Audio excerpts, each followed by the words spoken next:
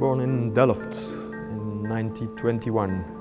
It's a quite beautiful city, very old.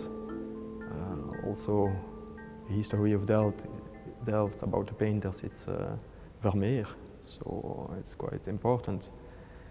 He's also the son of a blacksmith, so a very normal family, not coming from an intellectual part or family.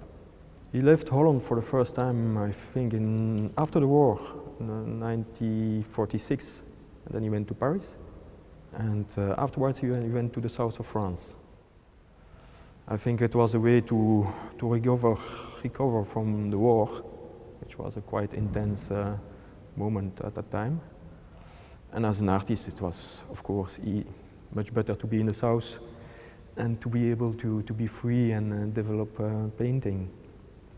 But it's also in the south that he has been inspired in a way. He was already inspired by matter paint, Van Gogh, Vermeer.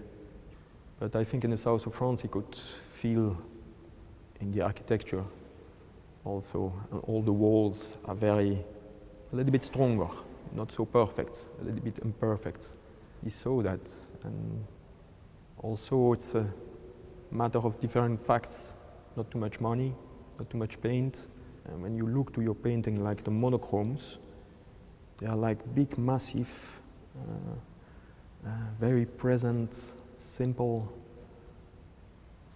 pure paints, but looks like sculptural. Walls, in a way, if you look at it from close, they are quite sculptural also. He's in Paris from 51 till 60.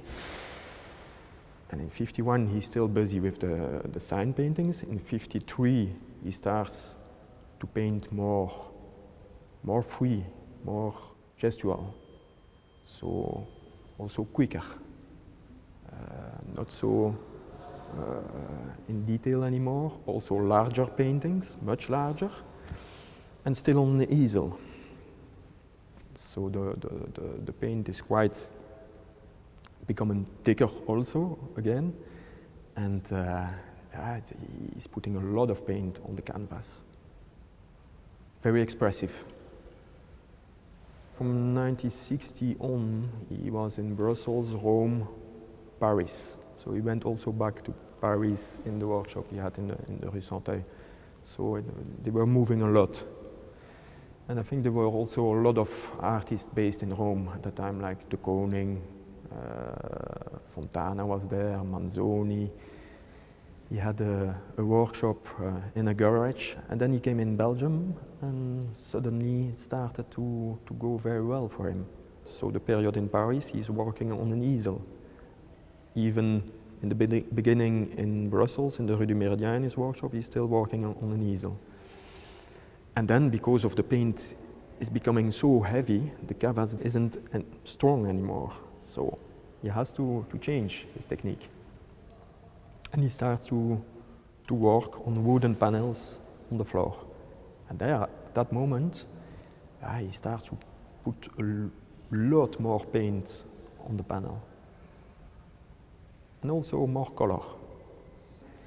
The 60s, okay, there's a lot of paint, but from 71 there's much more paint. So the wooden panel is prepared with his hands to accept all those kilos of paint. The pencil is becoming a brush, and also the knife is becoming a huge trowel. You see it quite often in the monochromes, a very clean surface in a way. So he was passing in one time in the paint to put a stroke on it. And the brush makes it much more rough, and sometimes he's mixing in one painting with the brush, with the trowel. So he could reinvent himself from painting he made perhaps 40 years before, and to make totally in a different way with the amount of paint later. And then he was preparing all his tools also, the colors, the paint, the tools. And then also the buckets. So he's taking the bucket, put it on the panel, a few kilos, that you think, okay, what's going to happen here? And then he decides to let the paint do what it wants to do. Or then he starts to take a brush, and then he, with a gesture, he's just painting. And sometimes with the trowel, so he put again with the bucket another color on it, and then he starts with the trowel, slowly to go in it. And then he looks. And then probably he wants to create a kind of balance between the colors.